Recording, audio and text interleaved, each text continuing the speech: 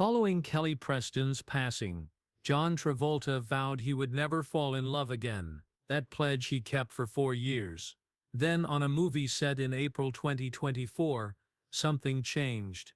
The 70-year-old celebrity broke his commitment after meeting someone. His children pleaded with Dad to accept the risk. Kelly would want this, according to his buddies. However, nobody anticipated the lady who made all the difference. Hollywood was more horrified by what transpired next than by any of his previous scandals. To do it in the movies was to daydream. I'm not the best person to answer that question, you folks are. What are your thoughts? On February 18, 1954, John Travolta was born in Englewood, New Jersey. His life at home was far from tranquil. Out of 6 children, he was the youngest. In order to put food on the table, his father, Sam, worked long, greasy hours at his tire shop. Helen, his mother, had already performed on stage and on radio and had aspirations of becoming a famous person. Using the strategies she had learned to pursue her own dwindling goal, she forced all of her children into acting. It was usually noisy in their tiny home. No privacy existed. 2 brothers also shared a bedroom with John. His chaotic and busy life taught him how to deal with stress at a young age. In the midst of confusion, he discovered how to stand out. Everyone was taken aback by Travolta's decision at the age of 16. He announced his intention to leave school on a chilly November day in 1970. By forgoing lunches and walking to work rather than taking the bus, he had been saving money for months. He had a plan and $150. He told his family over supper that evening. His coffee cup was thrown by his father. For 3 days his mother wept. He was urged to stay by his siblings. Travolta had purchased a one-way ticket to New York. However, he packed a few clothing and a copy of the actor's studio guide into a luggage on December 12. He taped his locker code on the mirror for his brother to wipe out because he was leaving so fast. It didn't get any easier in New York. Travolta was turned down for 8 months. He borrowed hope and subsisted on cheap hot dogs. Then, in August 1971, he heard 2 actors discussing a Grease audition while doing laundry. The show was new to him. Nevertheless, he claimed to have lied. His enthusiasm caught the director's eye during his 4-minute audition. He was given a duty position in the traveling firm. He played 312 shows in 47 cities during the course of the following 11 months. He earned more than he had ever seen, $195 each week. Because of that position, he was able to go to Broadway and star with the Andrews sisters in Over Here.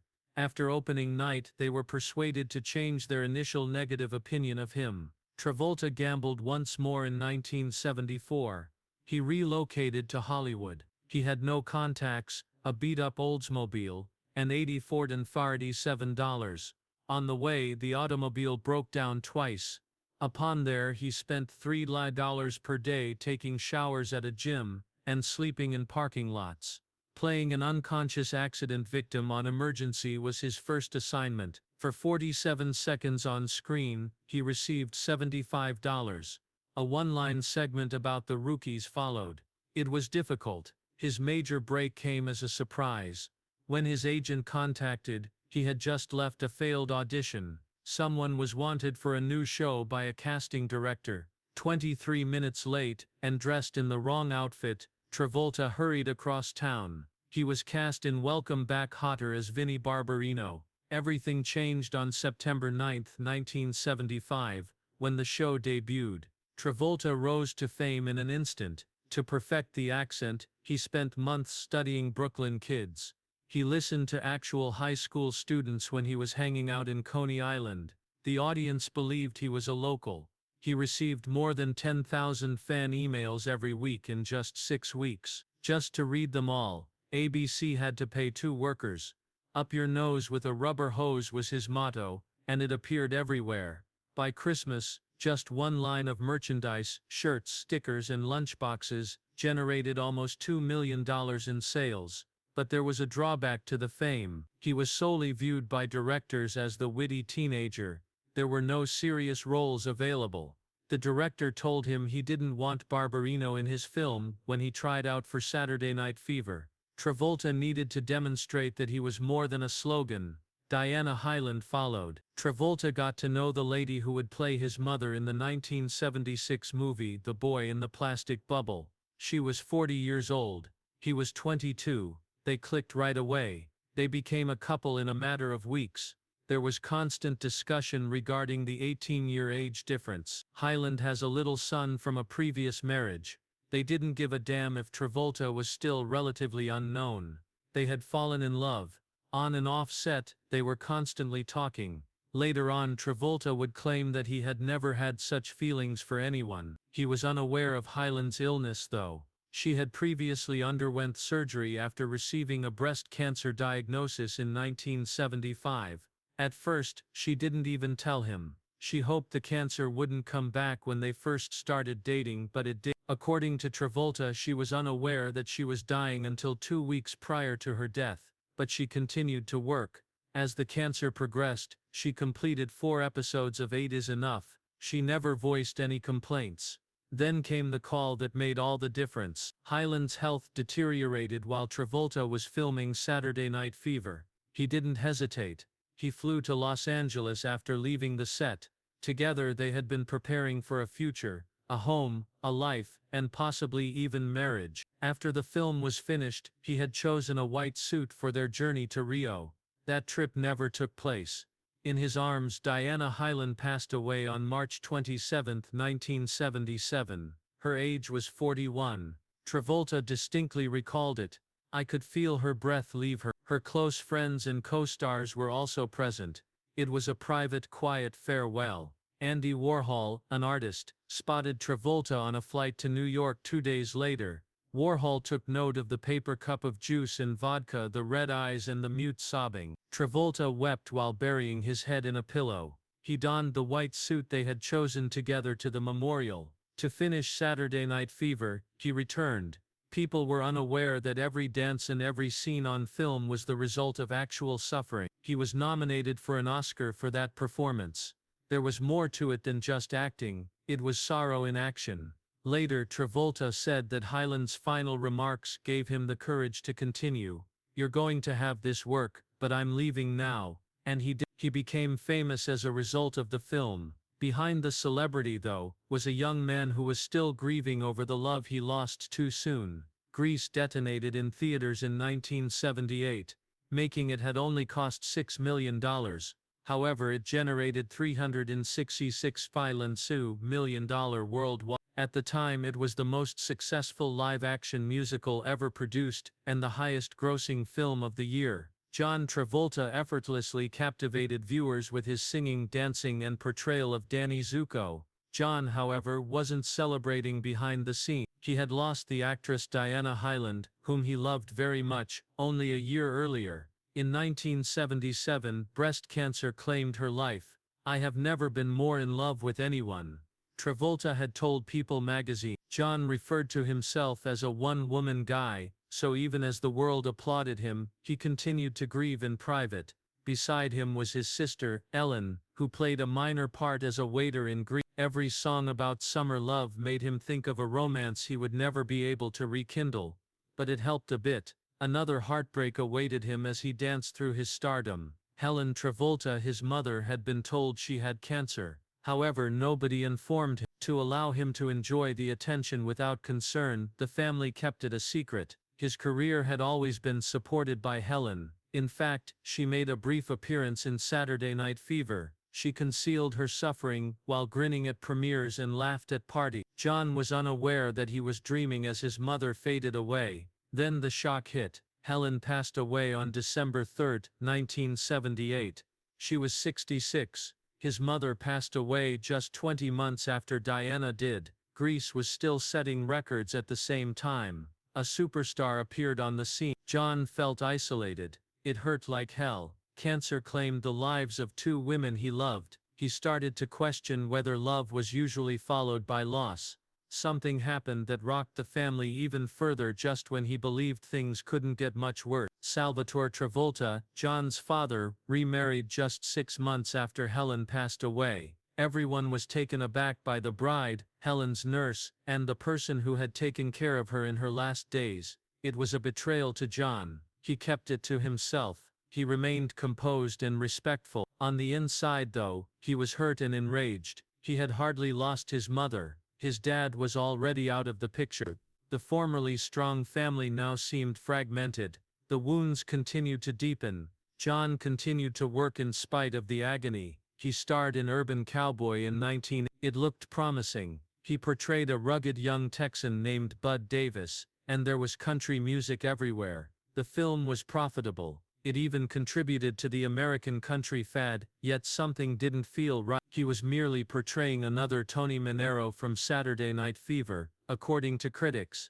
Nothing bold, nothing novel. He was only repeating, not growing. People's interest gradually began to wane. This was nothing new to them. Then, in 1983 came Staying Alive. The Saturday Night Fever sequel was a complete failure. It was directed by Sylvester Stallone. Critics detested the film, which made $127 million on a $22 million budget. The extravagant dance scene was ridiculed by Roger Ebert. He claimed that it had everything but soul, including smoke, fire, ice, and lasers. It was devoid of the original's grim reality. Rather, it resembled a lengthy, ostentatious music video. It was eventually dubbed the worst sequel ever by Entertainment Weekly. Then Travolta's image abruptly collapsed. People questioned whether his prior successes were simply the result of good fortune. However, A Talking Baby provided him another chance in 1989. Look Who Surprised Everyone by Talking.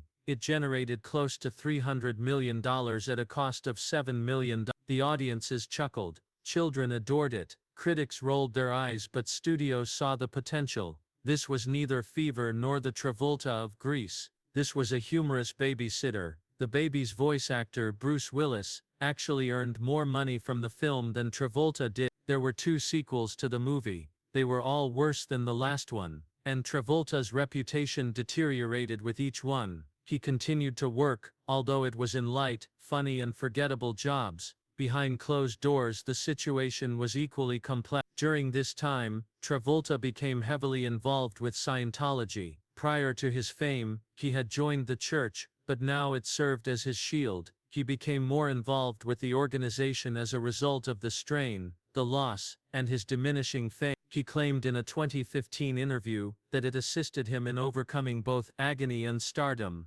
However, not everyone had such belief. According to some former churchgoers, Travolta felt stuck and scared to leave. There were rumors, documentaries pointed fingers. There were rumors of secrets in blackmail. It all only made things more chaotic. Most people believed that John Travolta's career was ended in 1993. From starring in popular films like Saturday Night Fever, he now produced films that were released directly to video. Quentin Tarantino was the only person in Hollywood who thought he could still play meaningful parts. Everyone was taken aback when Tarantino cast Travolta as heroin-addicted hitman Vincent Vega in Pulp Fiction. It was an odd pairing. Instead of dark drama, Travolta was recognized for his dance. Executives at the studio believed Tarantino had gone insane. They were unaware, however, that Tarantino had written the part specifically for Travolta. He recognized a quality in him that no one else did, and in a way no one could have foreseen. That risk paid off.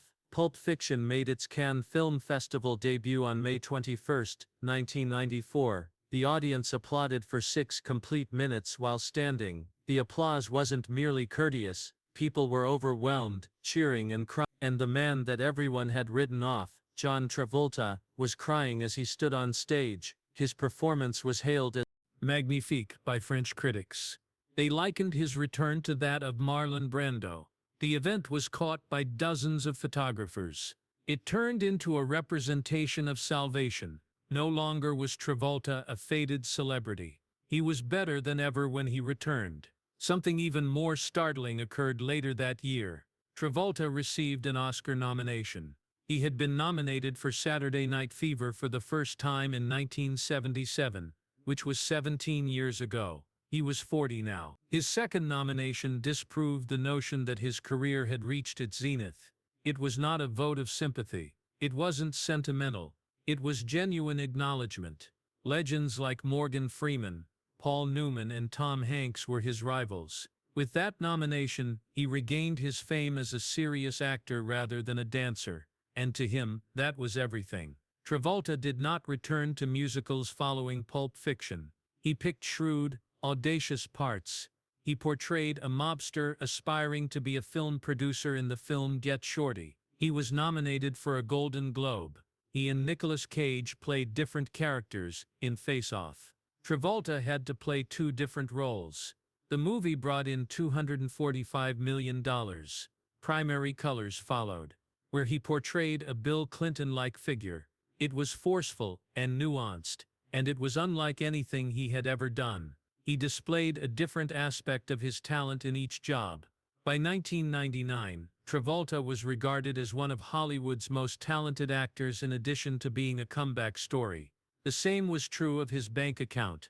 He was only making $150,000 a film in the 1980s. He was earning $20 million a film by 1998. In just 5 years, that represents a 13,000% growth. He made an additional $12 million from back-end earnings from Face Off alone. He was said to as one of Hollywood's most bankable stars by trade publications. He received benefits like creative control and private jets. The true victory, however, was not the money. Respect was the true winner, something he eventually regained after losing it for years.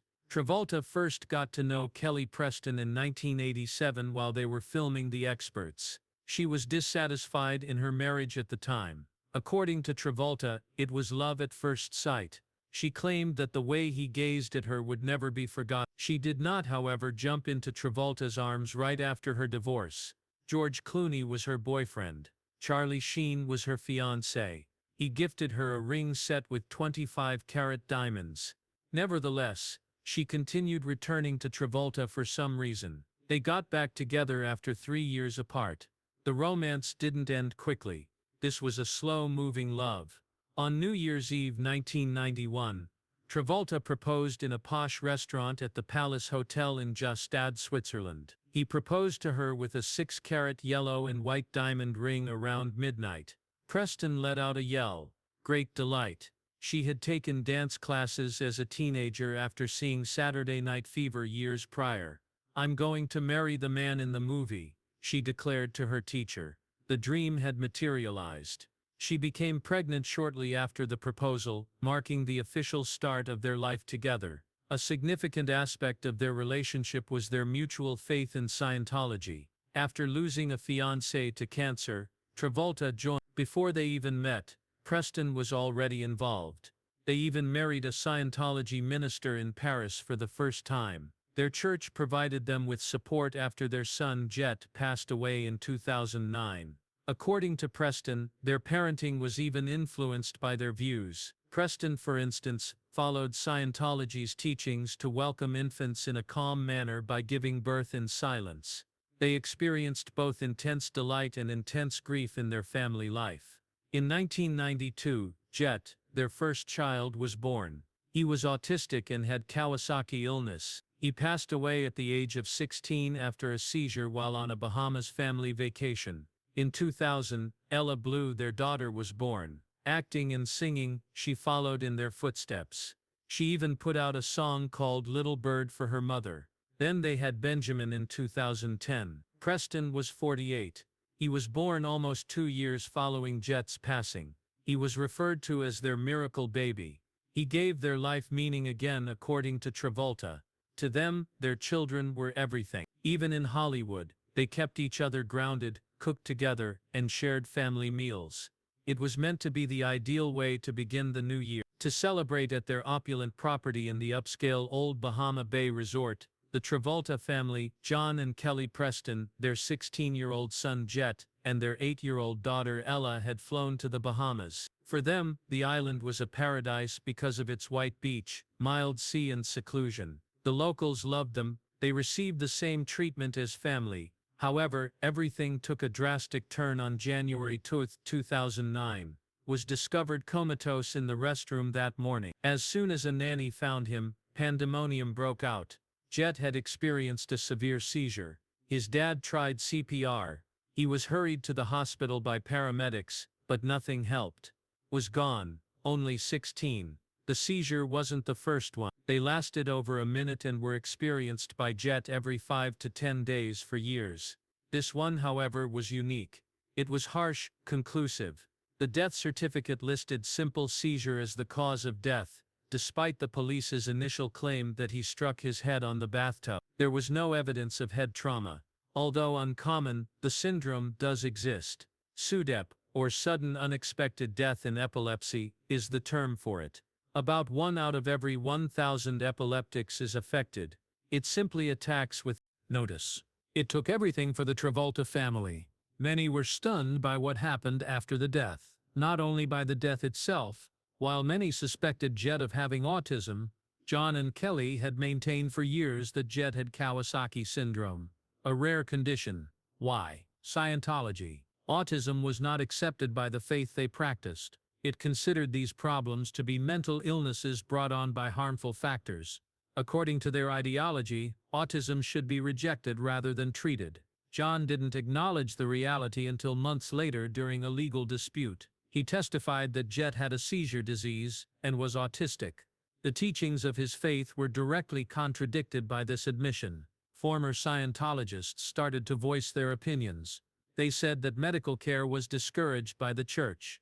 One even claimed that being associated with someone who is against Scientology is the only way to become ill. Others said that perhaps, just possibly, things might have turned out differently if Jet had been treated properly. The family's nightmare, however, didn't end there. John Travolta was the victim of a $25 million extortion plan just weeks after Jet's passing. A paramedic who had really treated Jet and a senator from the Bahamas spearheaded the conspiracy. They threatened to make public a signed document that proved John changed his mind about having Jet flown to Florida. The objective? Give the impression that John caused his son's death. They demanded $25 million in hush money. They were seen negotiating on hidden camera footage. The case is over. One of them even destroyed the loan copy of the document by burning it and flushing it down a toilet, claiming that it was buried lower than the Titanic. It was cruel and repulsive. A politician acted prematurely and declared an acquittal prior to the verdict, which resulted in a mistrial in the first trial. It made heartbreak even worse. John continued to move forward in spite of the scandals and sorrow. He made a comeback to TV in 2016. In the film The People vs. J. He portrayed lawyer Robert Shapiro Simpson. He received nominated for awards for the role, which also served as a reminder of his former status as a Hollywood star. He demonstrated that he could still control the screen at age 62. However, the following 10 years weren't good. Travolta was accused of sexual assault by 3 male masseurs in separate lawsuits filed in 2012. Incidents at upscale hotels in Atlanta and Beverly Hills were among the accusations. The allegations were stunning and graphic. After Travolta's team provided evidence that he wasn't in town, one accuser rescheduled the dates. All claims were eventually abandoned, but the harm had already been done. The tabloids continued to use his name. Then there was another court battle. According to Douglas Gotterba, his former pilot, they were romantically involved for a long time. He desired to be released from a confidentiality agreement. In response, Travolta's attorneys argued that it was ridiculous. However, the stories did nothing but feed old rumors. Others raised their voices. She always knew Travolta was gay, according to his former assistant.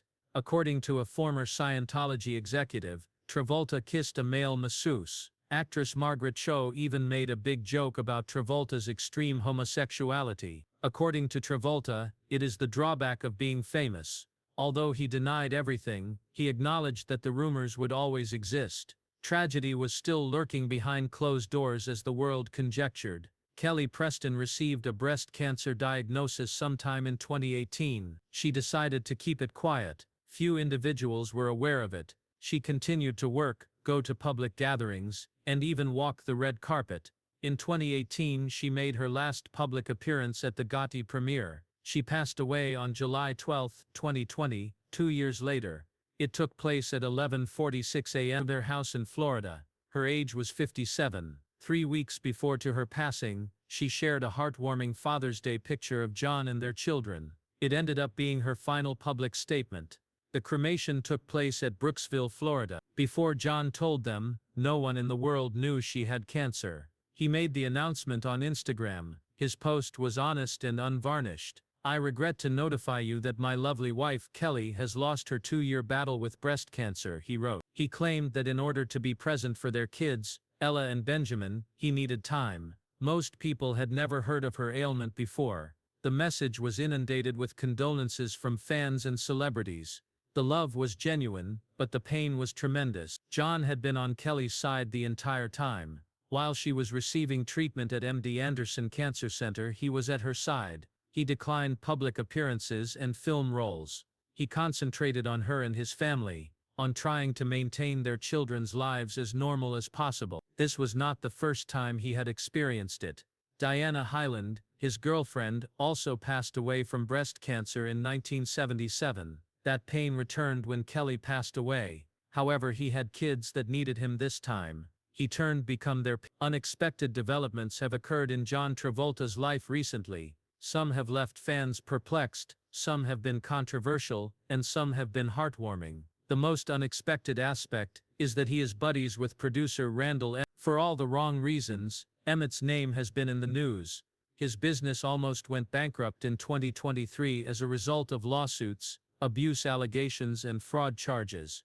Lala Kent, his ex-fiancée, was already well known, but when former workers came forward, the situation worsened. According to one of his assistants, he threw a ping-pong paddle so forcefully that it broke a glass door. An invoice for the $800 repair was even provided.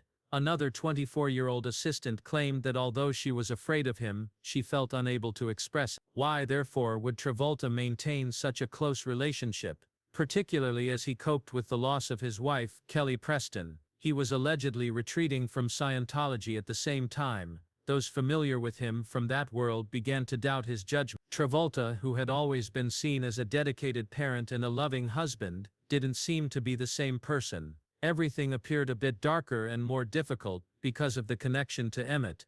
Then there was another unexpected turn of events. According to reports in April 2024, Travolta had become close to actress Kristen Davis, who is widely known for her role as Charlotte in Sex and the City. They got to know one another while working on the Cash Out movie. The chemistry between them was evident, according to Insider. The 70-year-old Travolta was bragging to friends about her intelligence and beauty. It was the first time since Kelly's death almost 4 years ago that he had been associated with a potential romance. Why was it even more unexpected? Benjamin and Ella, his children, accepted. According to reports, they wanted their dad to find happiness again and liked Kristen. Sources claim that Travolta's pals were urging him to take the risk after hearing comments about how amazing the two looked together on film. There's a catch though. Travolta had been terrified to reveal herself once more.